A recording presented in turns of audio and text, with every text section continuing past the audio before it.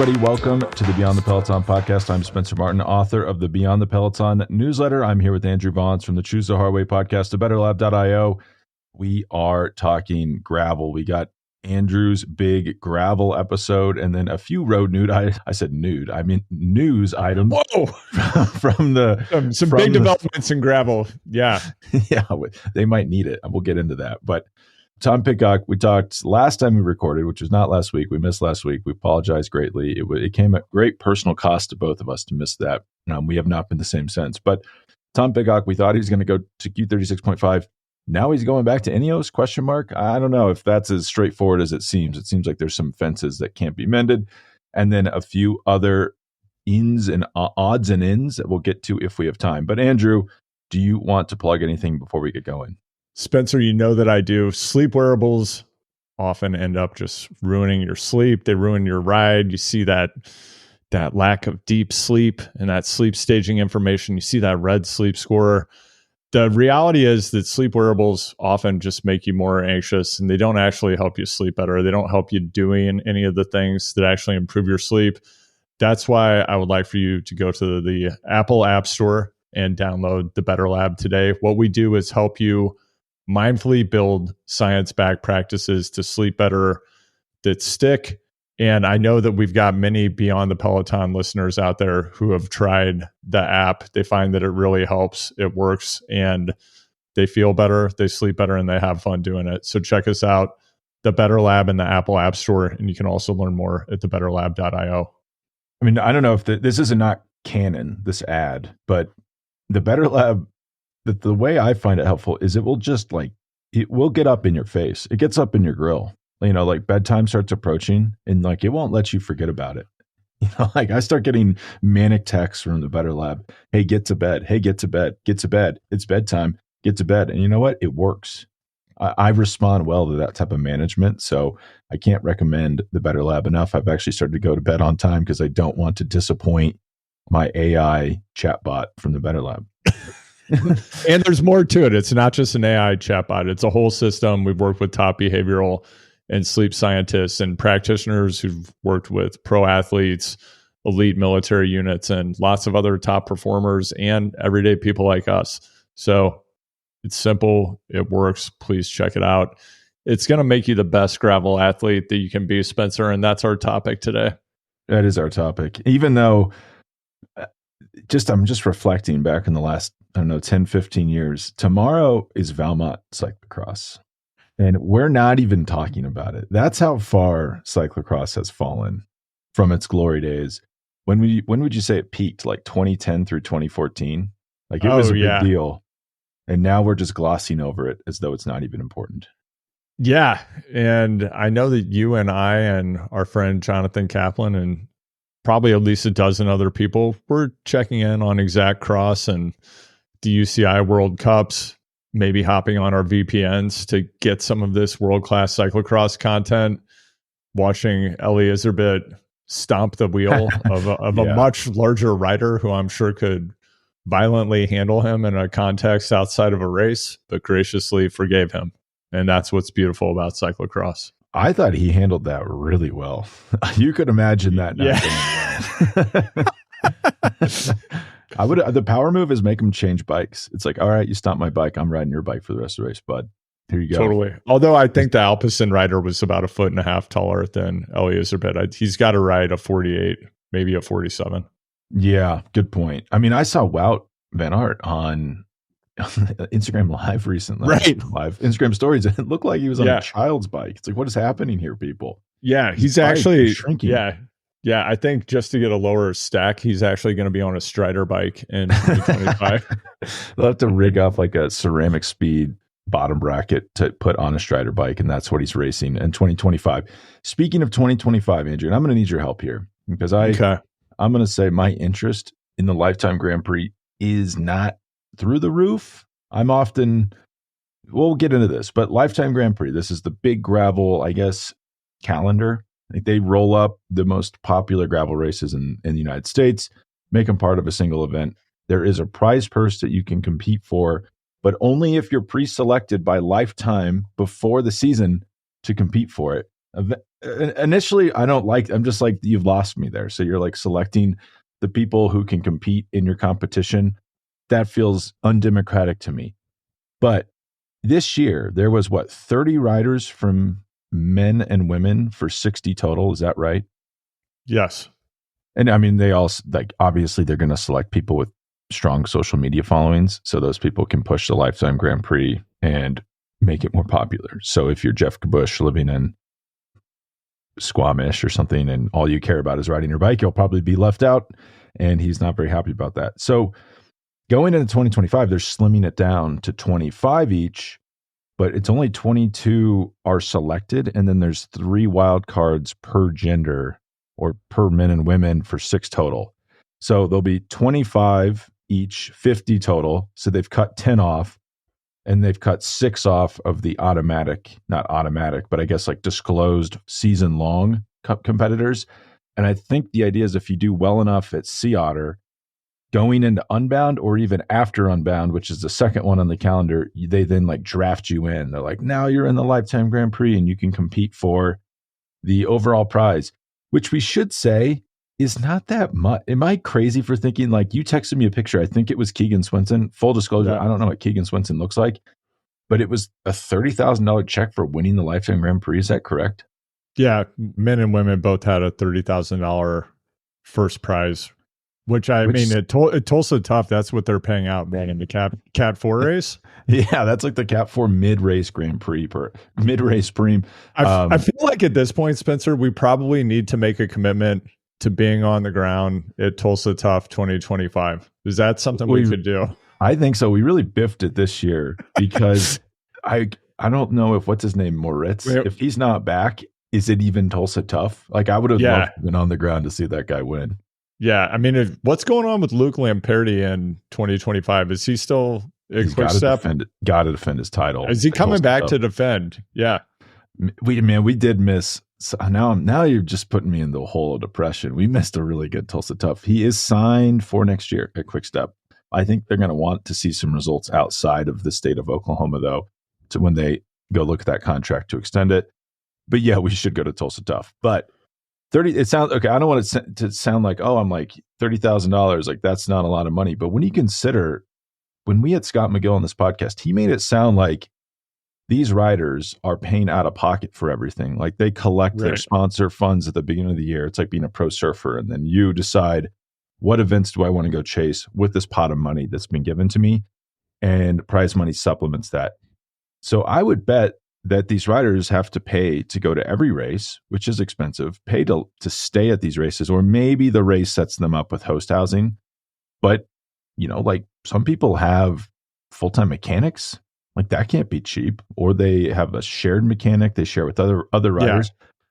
Yeah. $30,000. I mean, that's like going to cover your costs for going to some of these races. It just seems, I guess it's like the UFC where they like have all these all these athletes under their thumb, and then they're giving them a little bit of prize money, but it's always in the interest of the UFC. Like, for those interested, LifeTime in this year, hold on a second, it made, I believe, something like $1 billion in profit, but I want to make sure I have that right. Are they? No, they're public. Hold on a second. It's not on their Wikipedia page. What? This is good radio. So LifeTime, oh man, they really don't want you to see this. Well, their full year revenue in 2023 it appears to be 2.2 billion. So they're doing okay. And I know that they're profitable. So they probably could afford to cover a lot of these athletes' expenses, but they're not, because they don't have to, just like UFC. But Andrew, what was your thought on the cutting down? Like, this affected me zero. I was like, oh, well, that's okay. I guess that kind of makes sense, but it is somewhat devastating for the athletes, because I assume if you're selected for this LifeTime Grand Prix, it's much easier to go get sponsors and it makes you a more marketable athlete. If you're left off the list, it probably gets pretty dicey pretty fast. So you're essentially saying there's going to be 40 to 50 full-time gravel pros down from 60, because I think it's hard to make a living if you're not in this Grand Prix. I mean, what is a full-time Well, that gravel was pro? my It's next like, question. is anyone a full-time curler? You know what I mean? I don't, I don't mean to denigrate people pursuing this profession. Some of who, as you point out, Spencer, will share amongst themselves in kind of a form of mechanic, ethical non-monogamy. Will be sharing a mechanic across several riders, and nothing wrong with that. But it's a pretty tough way to make a living. Seems like it's either a young person's game, the game of someone who's exceptionally talented and can kind of piece together a pretty good living, or it's that rider who's left the world tour.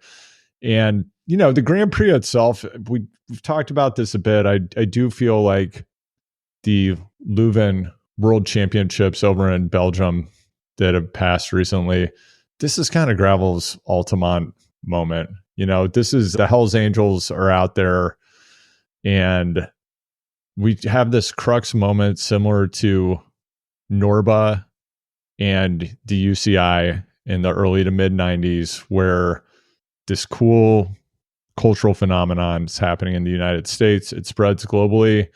The Euros become more dominant. And then, there then becomes this question of, in the mid 90s, it's, well, is this Norba circuit really relevant anymore? And we're seeing, I think, a similar thing here. And I think this contraction that's happened, this reduction of roster spots and events, we should say. And events in total. And you also have to look at the dynamic that we've been talking about for nearly 2 years now of just point blank, having these events happen on open roads is not safe. People have died. Unfortunately, there's probably more of that ahead. And what we've seen in Europe is a move to fully close circuits on shorter courses. This is the same thing that happened with Norba in the early to mid 90s. They had long out and back loops. I mean, they, of course, were fully closed to traffic, except perhaps the occasional grizzly bear, elk, or deer. But the European races became held closer to city centers rather than at ski resorts on closed circuits that were just easier to set up and for spectators to watch. So what Lifetime, I think, is doing is they're reducing the number of riders in the field, because it seems like they're all in on this as a content proposition. So I think that's cool. They want to be able to tell the story of what's happening in these races better, share more about the riders who are actually in the events. So I think that's why they've reduced it, because you can't really effectively tell the story of 30 individuals in 6 YouTube videos, which is kind of what they tried to do this year. So I have to think that they're going to create more in-depth content about each of these riders. And I think where it gets tricky is we do have this kind of captive audience of, I'm going to say, like 45 plus, probably like mainly 50 plus people who are participating in gravel, like taking a look around at events. It's mainly people in that kind of age range, I would say. They're deeply interested in these personalities. You just have to wonder, Spencer, do you stay interested if you know that we're kind of artificially limiting the number of people competing for this Grand Prix title, number one? And number two, anyone can still show up and race against these people who are in the Grand Prix and actually win the event. So there's always the race within the race of who's winning the Grand Prix, who's, like the top Grand Prix rider, similar to what we see at the Tour, where it's like, well, the top American was 18th on the day. I mean, we've had Americans finish much higher, obviously, in recent years, but in years past, that sometimes was a conversation. So we're artificially limiting the talent pool to compete for the Grand Prix title. We know that the very best gravel riders in the world generally show up to 1 or 2 races a year. It's Matthew van der Poel and a handful of other World Tour riders. And then we kind of have, this Lifetime circuit in the United States. So do you think, is this sporting, number one? And when you artificially constrain the number of participants in this way, does it become less interesting to actually watch? And do you care about it?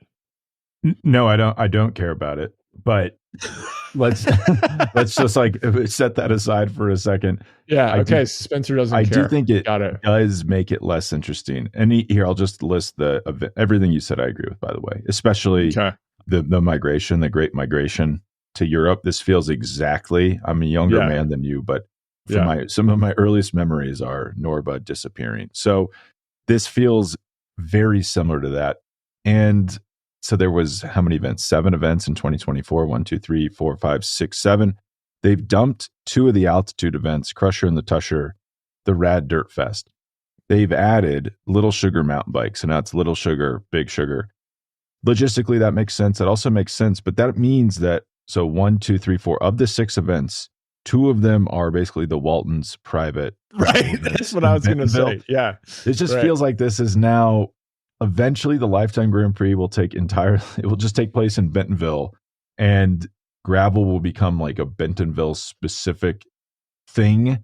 And the real gravel races will have migrated to Europe, which will happen when they shrink these pools.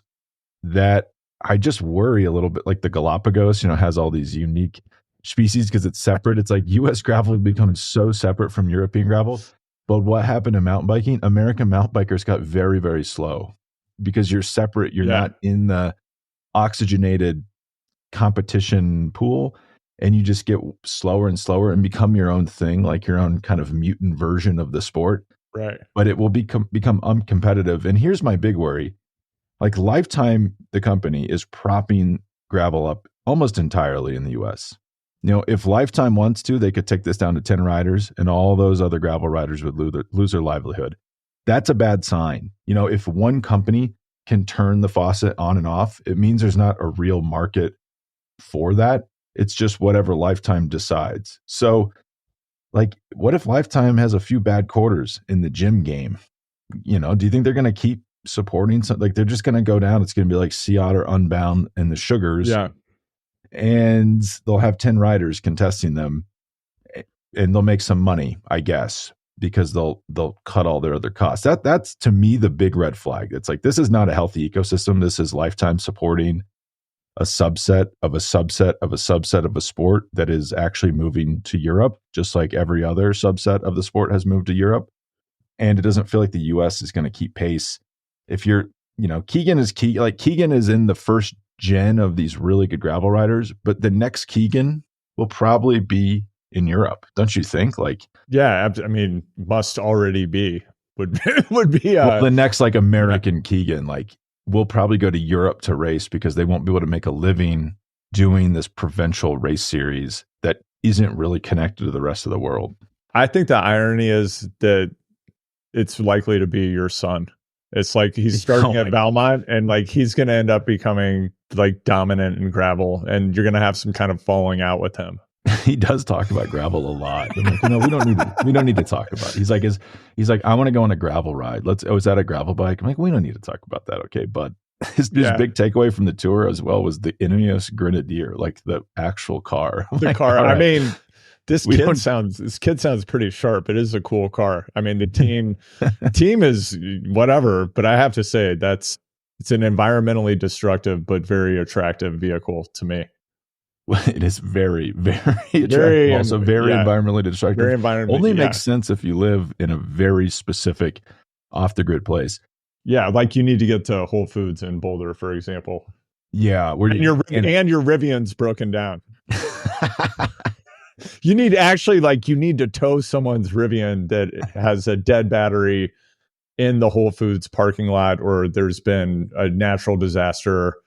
And the Rivian is actually watertight, I think. So like you need to get it out of mud so that they can get back on a big surface. I did want to say, Spencer, I had Chemo from Lifetime, who runs this whole series on my podcast, Choose the Hard Way, a while ago. You can check that out in the archives. One of the things he did say was, hey, these events don't make money. The events themselves, actually, I'm not sure, because Lifetime actually owns all of these events. So they have created this awesome virtuous cycle among different business entities they own, where what they're really doing is like they're creating this content. They have the Grand Prix. The purpose of it really is to get people to want to go participate in the events that they own.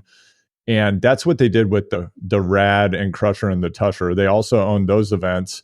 And I think attendance at those historically had not been similar to attendance at Unbound or now Big Sugar, Little Sugar. Those events sell out instantly. They're very difficult to get into. So I think they wanted to create this legendary status for those other events. Because once you do that, that's just, you have an installed subscriber base more or less for perpetuity. Like, you can always count on the revenue you're going to get from Leadville. You can start bolting things. I don't know if they've done this, but you could have like the Leadville, dirt triathlon. You're going to swim through a mud bog before you go out and do your 100-mile run and your 100-mile ride. We're actually, when we get to the formerly Garmin Gravel Worlds, which are not actually world championships, and they're in Nebraska, which I think is awesome. Now the Lauf Gravel World Championships. I was looking at their event reg page today.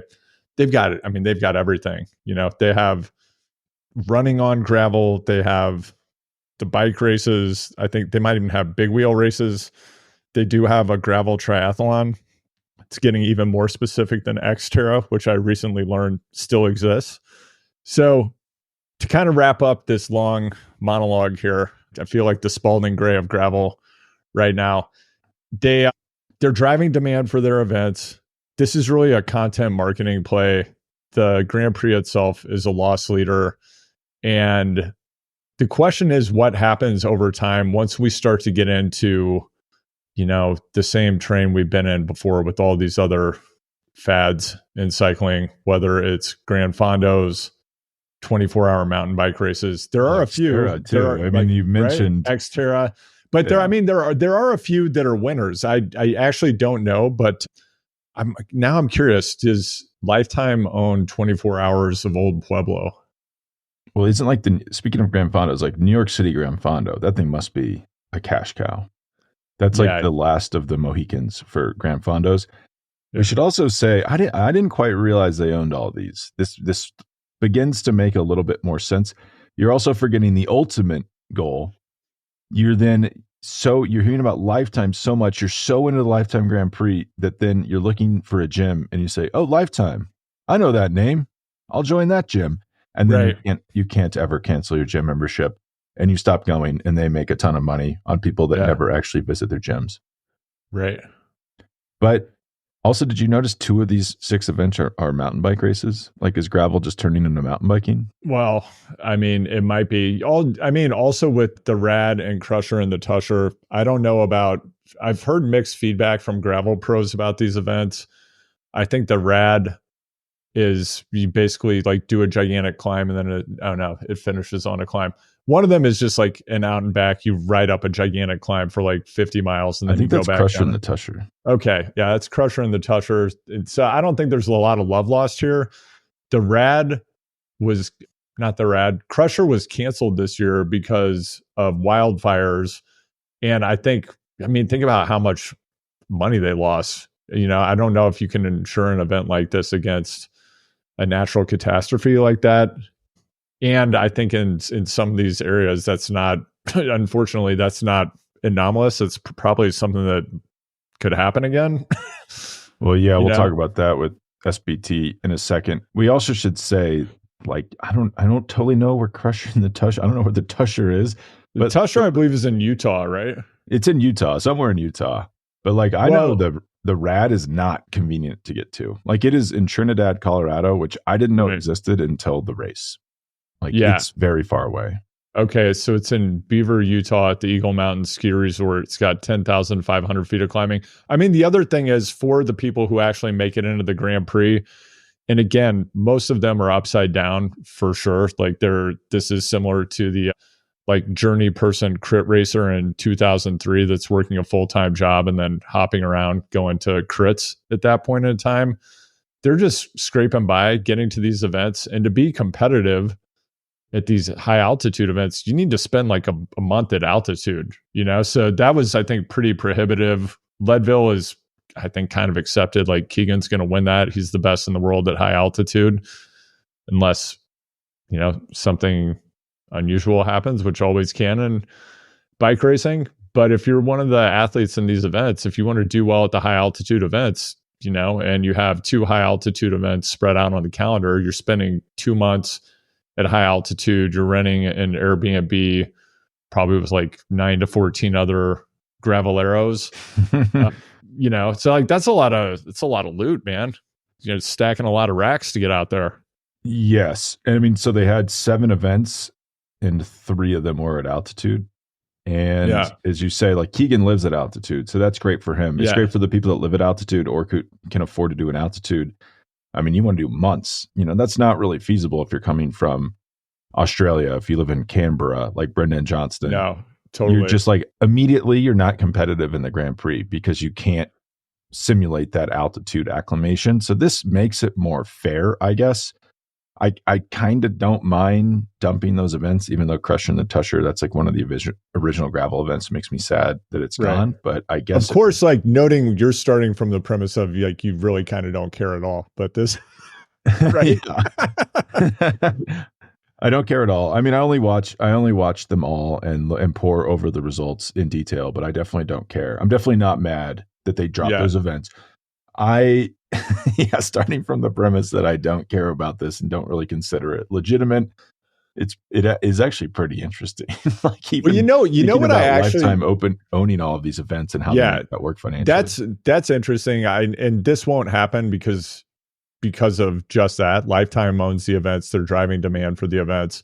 I do think what would be quite interesting, and this kind of gets into the NCL versus USAC versus the Legion Lions Den series thing that happened with crits. If you could have a unified calendar and an overall champion and maybe some significant amount of prize money, although we can't wish for too much, and it encompassed the entire BWR series in the United States. They're expanding globally, but let's just limit it to the US for now. You got BWR, you have the LifeTime series, you do add back in the Rad and Crusher and the Tusher. You add Lauf Gravel Worlds in Nebraska. Maybe you add Rule of 3, which is a quite interesting race taking place in the global epicenter of all cycling events, Bentonville, Arkansas.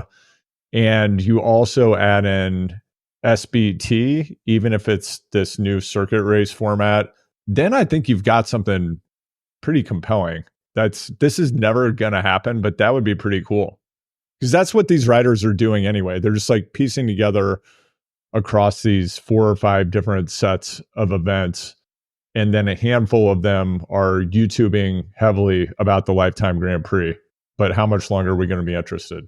Well, Lachlan said it best. Everyone's giving these quotes. It's you mentioned it where you're like, everyone's giving quotes about the reduction in riders as though they're going to make the cut. Right. It's like, well, you might not. But Lachlan was like, that's not a lot of events. Like 6 races is not a season. So It's like what you're saying, like people are doing other things. You could loop it in. I'd be curious to see what LifeTime's appetite for that is. My big question before we get into Steamboat is, so how does this make financial sense for the riders? I think our answer is probably doesn't for a lot of people, and they're just hoping to break even. I think, as you're saying, if you're up and a comer, like the woman who won Unbound this year got a World Tour contract and is now pieced out. So that's an option. There's like Lauren DeCrenzio, who is like a full-time gravel racer, and that's what she's going to be. Right. She might make some money from it.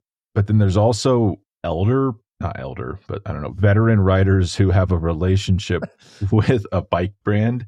Yeah. And they need to plug them in somewhere. So let's say you have a relationship with Giant and they're like, hey, we want you to do the LifeTime Grand Prix. We think that's going to be the best way to get value out of you for the season. I think there is quite a few of those riders, and they're not necessarily competitive in the events. They're just there to add surface area for Giant's marketing or whoever their bike brand may be. I think that might be who LifeTime is trying to weed out with this production, if we're being completely honest. And then going to the wild cards, that shows they want the hungry dogs. Like, you're going to get in if you perform well, and we're trying to get the most competitive people to try to challenge the same people that win all these races. But My big question is, does this make sense for the bike brands? Like, will we eventually see brands pull back? Because I've lived through so many bubbles. There was like a domestic racing bubble, 10, 15, 20 years ago, where people would get paid a lot of money to race road races in the US, crits in the US. Eventually, I think a lot of brands just realize like we're not getting the value we want or need out of this, and they just pull back. Like that's kind of what I wonder is going to happen here, where these brands put so much money into this, and then it's like, is this really moving the units we need it to, or should we just sign a deal with Matthew Van Der Poel at Canyon? Yeah, totally. It is interesting to think about what is the next type of bike that the bike industry is going to try to shove down our throats. I mean, first it was this disc brake thing on road bikes. I'm still not there yet. I'm still rolling on my rim brakes. But yeah, I mean, like with gravel, they kind of have people convinced you need 4 gravel bikes now. You need your Aero race gravel bike that's optimized for maybe up to 38 or 40 C tires. You need your bike packing gravel bike. You probably need a fat bike gravel bike.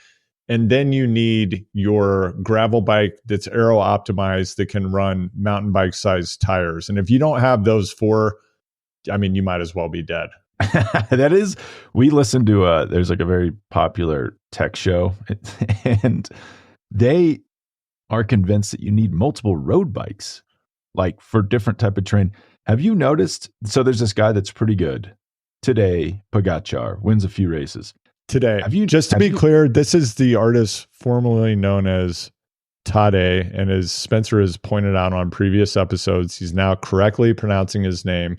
But even when we're just talking, I often think he's saying today as in the day that is this day. But that's not what he's saying. If you're listening, you're like, what is this guy talking about? He's talking about today. We could always just go Pog. That's good. So you've noticed he rides the same bike for every race, and he wins almost every race. So he runs the same bike and same wheels all season long. Also, his U18, they all run the same bike and the same wheels all the time. There could be something to that if you're considering. Don't want to change the motors, man. Yeah, they can interchangeable parts. But if you're thinking about buying multiple road bikes and wheels, just remember that those guys are always on the same thing. In all seriousness, it's probably because they've realized the added logistics of having multiple bike types and multiple wheel types don't make it. Actually, it's not a big enough benefit to just standardize everything. So imagine how much easier that is for the mechanics and their back end team of just like, all right, we're going to a race. That's it. Like we know exactly what we're taking. Everything can be swapped out instead of having like, these different depths, these different bike types like other teams have. Almost as if just how good you are as a rider is the most important thing. Huh? How about that? I think there was a book about this, right? Wow. It's not about, I can't remember the rest of the title, but Steamboat, before we move on from gravel, Steamboat gravel, which you did in a very competitive manner this year when I left before the event happened. You wisely decided to leave before the massacre at Little I snuffed out what was going to happen. Yeah. But just to catch people up, and then we'll talk about it. So we were up there, we did a show, and we said, this feels a little hostile. Like, I don't think does this event really does it have the staying power in the community? You could tell it's not popular, like with the local community, specifically ranchers and people that don't ride bikes. It was big. How many people do you think did it? Like 3,000, 4,000? Yeah, there were about 4,000 people. And in case you missed our previous episodes beyond the Peloton, just to catch you up, go watch the pilot for Yellowstone. I think you'll get a vibe for some of the tensions in the area. Yeah, no, it's actually pretty good little background on it. But they get a lot of pushback. And it must have been, as you say, like the Duttons must have been moving against them, because this went from grumblings to we're going to shut you down in what felt like 2 weeks. Yeah, get off my property. Yeah, like Amy Charity, the founder of the race, had to come up with the plan like in a matter of days. Like they basically kicked her out of August. They're like, hey, we're ranching in August, getting ready for winter. Like, are you really? Like, I don't know. I don't know if that's true. You're harvesting alfalfa in August, I guess. Well, it's a haying argument. Nonetheless, like there's plenty of time. You got enough time to get the hay. Like it's not really ruining everything. It's a culture war. It's a culture war. They come up with the solution. They have a 1,800 person Gran Fondo, basically, on Saturday, non-competitive ride. That's on non-competitive, my ass. Yeah. Oh, yeah, exactly. Open roads. Then they have a race on that Sunday, the Sunday following that Saturday, Yeah. with 750, I guess, pre-selected pros, and that's in a closed circuit style race. This is obviously a lot less people, so they're going to make a lot less money. It's a lot different because it's the Yeah. circuit coming back up that you mentioned is popular in Europe. But another so I don't agree with the ranchers at all. It's like, whatever, dude. There's people coming up racing. Get over it. But the sheriff had a pretty good argument, I thought. The sheriff's department said, we cannot continue to provide coverage for this because you're letting people race on open roads, which is incredibly dangerous. I think both you and I have had the same thought after gravel races of this feels incredibly sketchy and they shouldn't allow people to do this. So to me, that's a legitimate concern that the sheriff's department had. They also so they moved it to June. I don't know if I mentioned that. I think it's like the first week of June or something. Well, it's it's also between lifetime events, so there's no potential overlap. And in the past, there was the lead boat double. This is one of those stunts gravel riders pull where they're maybe not going to win one of these big events. So like, I'm going to put together the lead boat. I'm going to do Leadville, then I'm going to do Steamboat the next day, and like the highest cumulative score. This was just a show. It was a showstopper. Yeah, go on, Spencer. I was just thinking about where I was going to land this plane.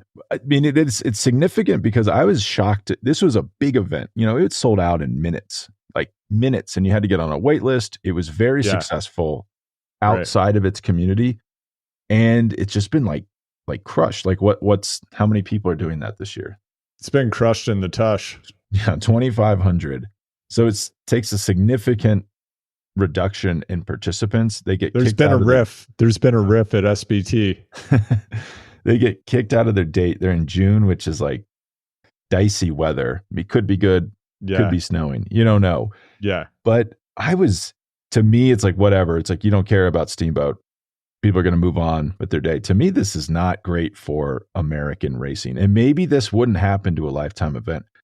And this definitely wouldn't happen in Bentonville, but this goes back to my original thing. Like Bentonville's great strength is the Waltons are so powerful, they can just squash any type of dissent in the community. And I kind of do wonder if like every major event will take place in Bentonville because everyone will just complain. Like we even heard rumblings of Leadville being imperiled because the locals don't want people up there racing. I would counter with, if you're not in Leadville to race, what are you in Leadville to do? But maybe they just don't want. They just want to mine up there. That's it. Have the mines. Cleaning up. You're cleaning up a Superfund site. Yeah, exactly. So I kind of now worry about that. This precedent has been set. Like, how many sheriff's departments are going to say, that is a pretty good argument. We can't have all these people just out here willy nilly, and it's not a great sign for the BWR events. Like, it just seems like a matter of time before people think this isn't a good idea. Yeah, and I'm sure we didn't talk about this, but I'm just thinking about something we didn't cover with Big Sugar. I watch, of course, for you, all the gravel fans out there, I'm putting in the hard yards. I'm logging those hours on my foam roller, watching YouTube late at night, consuming all gravel content that's created on the internet. If you want us to go deep on the vegan cyclist versus Drew Dillman controversy, we could do that on a future episode, but we're not going to get into that right now. But at Big Sugar, the thing that struck me, even in the land where the Waltons can smite anyone with their mighty scepter and descend from the heavens in their custom Oz Trails helicopter, I don't know if you've seen it, but it can carry, I believe, up to 10 bikes on the bike racks that are on the skids on either side of the helicopter. This is a real thing. Go to the Oz Trails Instagram page, and yeah, it's pretty interesting.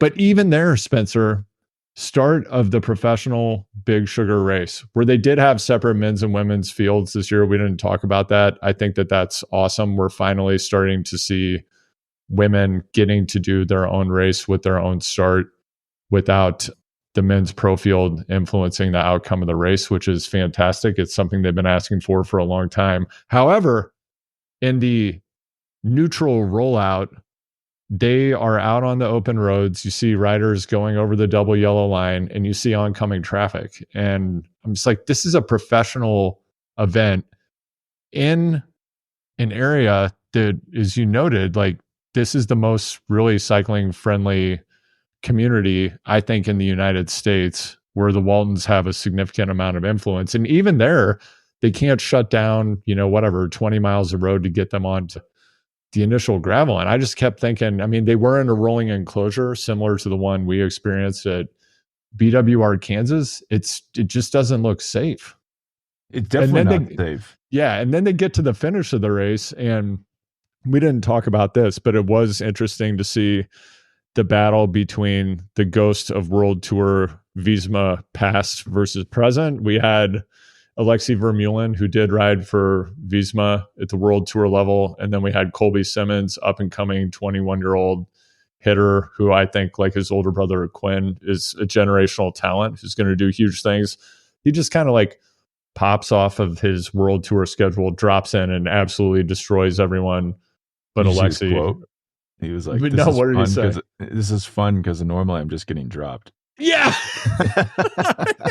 This is the biggest gravel event. But like, I did watch the live stream of the finish of the race, where we did nearly have a give it some throttle Brian moment again from the UTV that was following along, probably giving those guys a significant draft.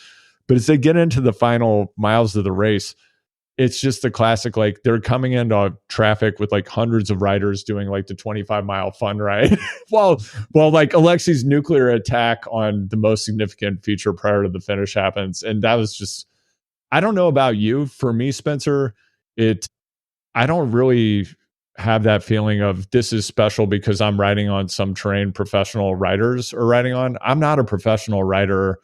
I'm definitely not and never will be a World Tour talent. And that's just only like, because it doesn't Uno like do X it for me in the second division. Yeah, that's, oh man, we don't have a lot of, we have like 4 minutes left. Let's just jump to Uno X. We have to get off gravel for a second. Before you say that, right. that is where I think the circuit. I'm too excited. I gotta go. Continue. Yeah. The circuit serves actually a good purpose at Steamboat because it keeps that from happening. Okay, go. Yeah. Uno X. All right, so Uno X, the big news this week is that they're bringing on board as a high performance expert the exercise physiologist who masterminded Christian Blumenfeld's triathlon dominance. So this is the Norwegian method that you've heard so much about. I mean, I couldn't be more excited about this collaboration. We're talking about the peak genius of current endurance training melding with the state-of-the-art strength training and mass addition that we've seen over there at Uno X. This could be quite interesting. Yeah, they've been bulky. Now that it's time to... it's time for the cut. Yeah, they're going to lean out. So his name is Olav Alexander Boo. Very innovative trainer. You could say maybe the best endurance trainer in the world at the moment. His protege, Christian Blumenfeld, famously infamously not making the jump because he said the money's not good enough, which gives you an idea about how much top triathletes are getting paid. But Uno X should say, well, okay, interesting. They have this guy, really good trainer, but their talent pool is a little compromised because they only do Norwegian and Danish riders. My big question is, what's the deal? Like with Sweden, like how'd they not get invited to that party? Like, is there something I don't know about there? Some sort of geopolitical conflict? But who's a pretty good Danish rider that you know of? Has there been any Danes that have won any Tour de France's recently?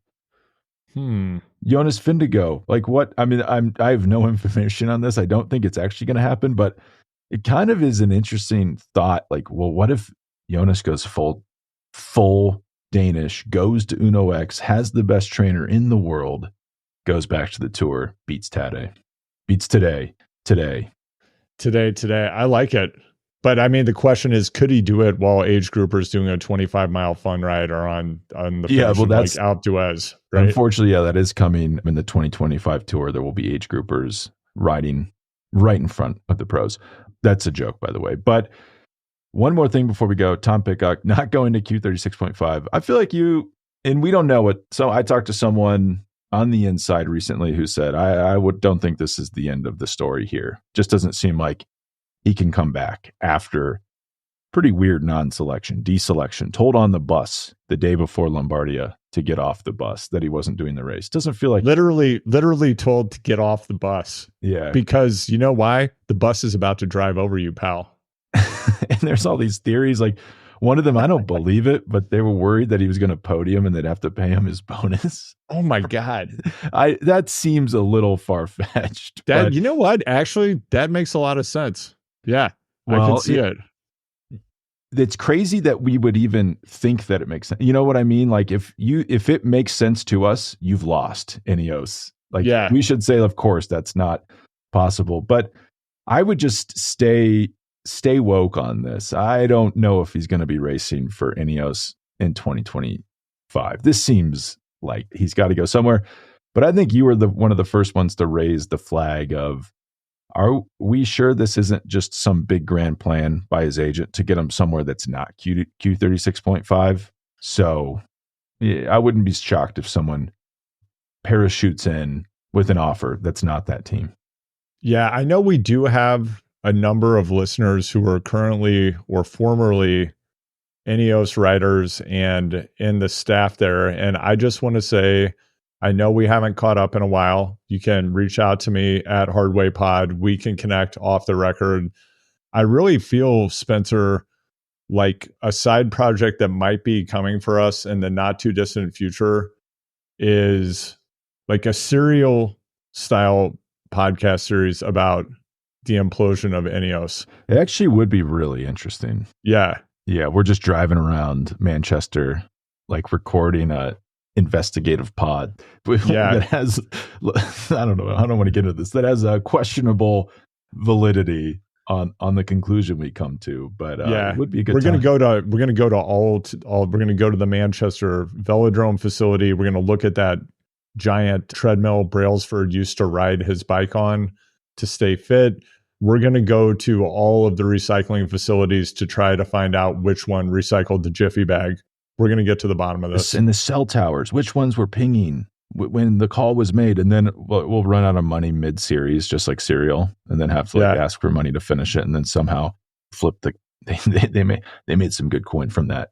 Way to go, Serial team. Yeah. But yeah, that is interesting. The whole thing is weird.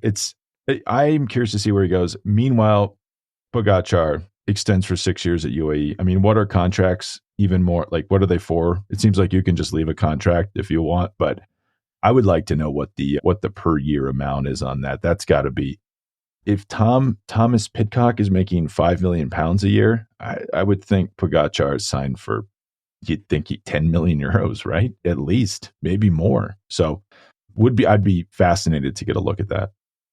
Yeah, but send us the contract. My signal is open. Please. You know how to find me. Please. I think he is represented by the Carrera brothers, who are known as, like, I think two of like the scariest agents in cycling. But so don't leak it, maybe. But I would like to see it if someone wants to send it. All right. Well, Andrew, we'll let you go. You have people to talk to, industries to disrupt. Little teaser for next week. I think we'll have an interview, and then also Rafa doubled their losses. What is going on at Rafa? I need to get someone on the inside to speak on the record. But does kind of speak to, like, it's kind of like, is that the future of gravel? You know, like Rafa was such a disruptor, and then now it feels like it's a victim of its own success. And I kind of, to tie it all back together, wonder if that will happen to American gravel at some point. Yeah. Well, whatever you're going to do in life, go big or go home. Just like the Sugars, just like the Waltons. Let them all be an inspiration to us. We'll talk to you later.